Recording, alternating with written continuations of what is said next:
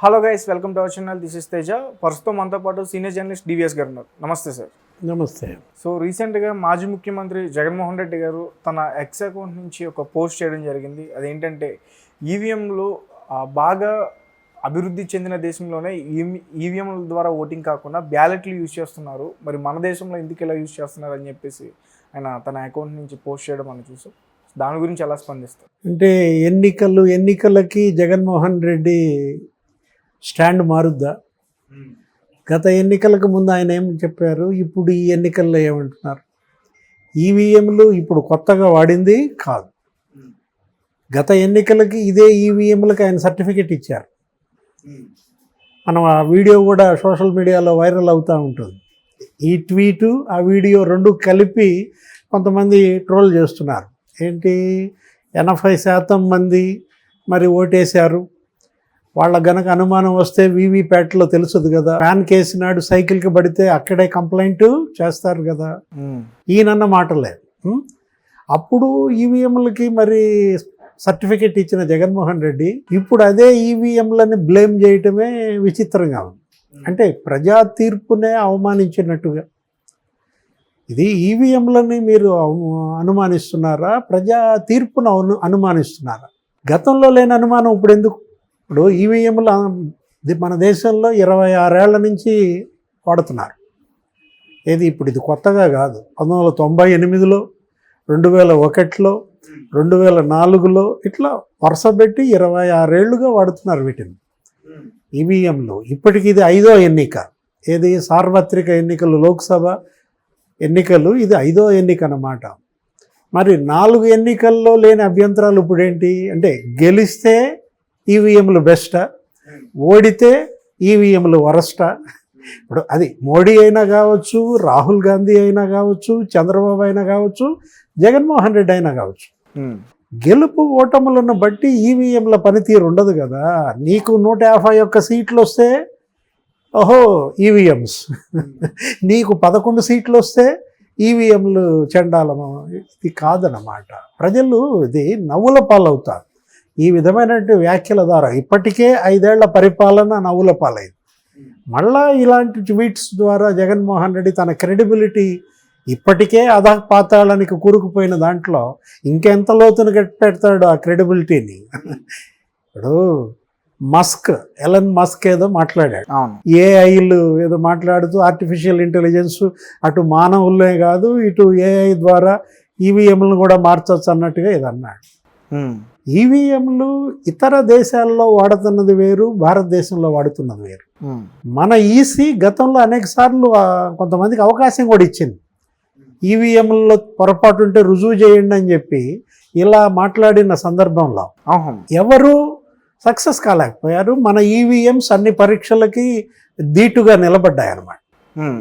కారణం ఏంటంటే, భారతదేశంలో ఈవీఎంస్ని బెల్ తయారు చేస్తోంది, మన ఈసీఐఎల్ ఇక్కడ తయారు చేస్తారు. తయారు చేసే దాంట్లో నీకు ప్రత్యేకత ఏంటి, ఇవి అన్కంట్రోల్డ్ మెషిన్స్. ఈ మెషిన్స్ని ఎవరు కంట్రోల్ చేయలేరు. దీనికి కరెంట్ ఉండదు, బ్యాటరీతో పనిచేస్తాయి. అంతేకాదు దీనికి కనెక్టివిటీ ఉండదు, అంటే వైఫై ఉండదు, ఇంటర్నెట్ ఉండదు, బ్లూటూత్ కూడా ఉండదు అన్నమాట. ఇక్కడ 2 యూనిట్స్ ఉంటాయి ఈవీఎంలో. ఏది మామూలుగానే బియు సియు, ఈ 2 సపరేట్గా ఉంటాయి. ఇప్పుడు మీరు దీన్ని ట్యాంపరింగ్ ఎలా జరుగుద్ది? ఇప్పుడు ఈవీఎంలు ట్యాంపరింగ్ అంటే మ్యానుఫ్యాక్చరింగ్లోనే ట్యాంపరింగ్ జరిగిందా, తయారీ దశలోనే ట్యాంపరింగ్ జరిగిందంటారా? తయారీ దశలో అసలు తెలియదు. ఏది అసలు అప్పటికి నోటిఫికేషన్ లేదు, షెడ్యూల్ లేదు, కోడ్ లేదు, అసలు నామినేషన్లు లేవు, ఎవరు అభ్యర్థులో తెలియదు, ఏ పార్టీ ఎవరికి సీట్ ఇస్తుందో తెలియదు. దీనికంతా ముందు కదా అవి తయారైంది. అంటే మ్యానుఫ్యాక్చరింగ్ స్టేజ్లో ఈవీఎంస్ ట్యాంపరింగ్ కావు, ఎందుకంటే అవి ఎప్పుడూ తయారైనాయి. 3 నెలల ముందే తయారై సిద్ధమై 6 నెలల దగ్గర నుంచి పెట్టుకున్నాయి కదా. ఇది ఎప్పుడు, ఇది 50 రోజుల ప్రాసెస్. ఈ అభ్యర్థుల ఎంపిక నిన్న కాక మొన్న. అసలు జగన్మోహన్ రెడ్డి ఎవరికి సీట్ ఇస్తున్నాడో ఆయనకే తెలియదు, మార్చేశాడు కదా వాళ్ళని వీళ్ళని.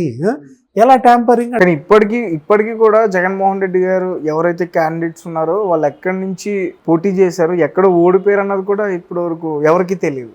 అది ఇలాంటి మాటలు ఇప్పుడు ఏంటి, 2009లో ఈవీఎంలు ట్యాంపరింగ్ చేశారని బీజేపీ అంటే, మన్మోహన్ సింగ్ రెండోసారి గెలిచినప్పుడు ఎంత హాస్యాస్పదం. ఈవీఎంలు ట్యాంపరింగ్ జరిగితే ఇప్పుడు మనకేది ఆంధ్రప్రదేశ్లో తెలుగుదేశం, జనసేన, బీజేపీ కూటమి గెలుపు, థండరింగ్ మెజారిటీస్, ఇది కదా వీళ్ళు అంటోంది. మరి మోడీ మెజారిటీ ఎందుకు తగ్గింది?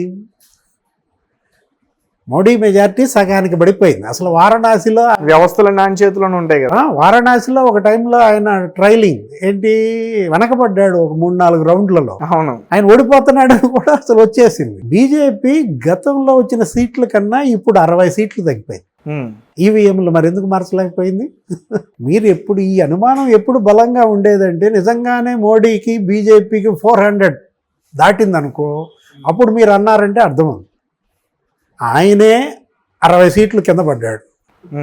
రాహుల్ గాంధీ ఏమంటున్నాడు, ఇదేదో బ్లాక్ బాక్స్లా విమానాల్లో వాడేటటువంటి బాక్సులతో పోలుస్తున్నాడు. ఏంటది అసలు? ఆయన మాట్లాడేదానికి అర్థం ఉండాలి కదా. ఎలన్ మస్క్ ఏదో ఇచ్చాడు ఒక ట్వీటు, దాన్ని పట్టుకుని వీళ్ళు ప్రపంచంలో అందరూ కింద మీద. ఆయన ఇండియా గురించి ఇవ్వలేదు, ఇంతకీ భారతదేశం గురించి ఇవ్వలేదు, వేరే దేశం గురించి ఆయన ట్వీట్ చేశాడు. జనరల్గా వచ్చే వాటికి ఇప్పుడు టెక్నాలజీని మీరు అడ్డుకుంటారా? సెల్ ఫోన్లు ఎందుకు? ఇంక అట్లయితే మీరు మామూలుగా వెళ్ళిపోతారా? ఏది ఇంత ముందులాగా ల్యాండ్లైన్ ఫోన్లు ఐఎస్డి దాంట్లోకి వెళ్ళిపోతారా? ఈ గ్యాస్ స్టవ్లు ఇవన్నీ ఎందుకు? శుభ్రంగా మీరు అప్పుడు మళ్ళీ కిరోసిన్ స్టవ్ కట్టెలపైకి వెళ్ళిపోతారా? మనం ఒక వైపు ఏమో టెక్నాలజీ వైపు పరిగెత్తుతున్నాం, దీంట్లో ఏమైనా లోపాలుంటే సరి చేయమని అడగండి.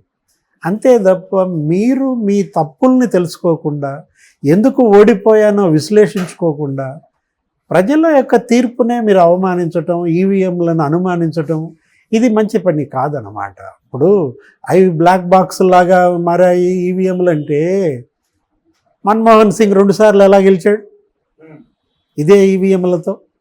2004లో గెలిచాడు, 2009లో గెలిచాడు.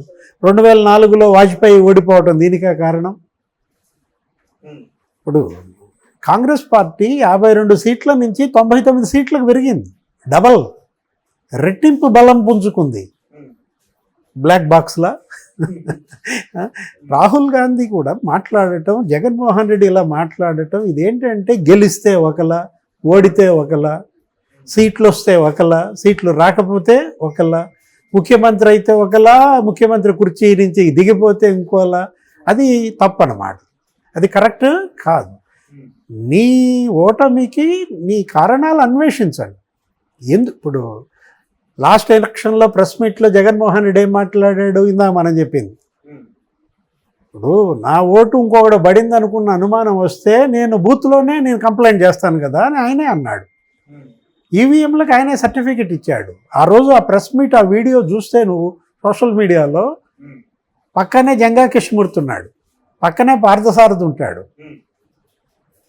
ఇప్పుడు వాళ్ళు లేరు ఆయన పక్కన. జంగా కృష్ణమూర్తి, పార్థసారథి ఇప్పుడు ఎక్కడ చేరారు?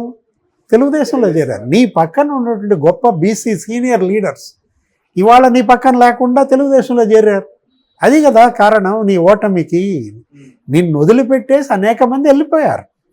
నీ తల్లి, నీ చెల్లె నిన్ను కాదని వెళ్ళిపోయిన దీంట్లో, నేను ఓటమి కోరుకున్న దీంట్లో నీ చెల్లెళ్ళే నిన్ను ఓడించమని పిలిపించారు, షర్మిల, సునీత. అవును, ఈవీఎంలా. జగన్మోహన్ రెడ్డి నవ్వుల పాలవుతున్నాడు ఇలాంటి వాటి ద్వారా. ఓటమిని హుందాగా స్వీకరిస్తున్నాను, దానికి కారణాలు నేను విశ్లేషిస్తున్నాను, నా తప్పులు నేను దిద్దుకుంటున్నాను అంటే అతను ఎక్కడికో వెళ్తాడు. ప్రజలు అతన్ని విశ్వసిస్తారు. ఇలాంటి ట్వీట్స్ ద్వారా, ఇలాంటి మాటల ద్వారా ఇంకా ఎంత అధఃపాతాళానికి జగన్మోహన్ రెడ్డి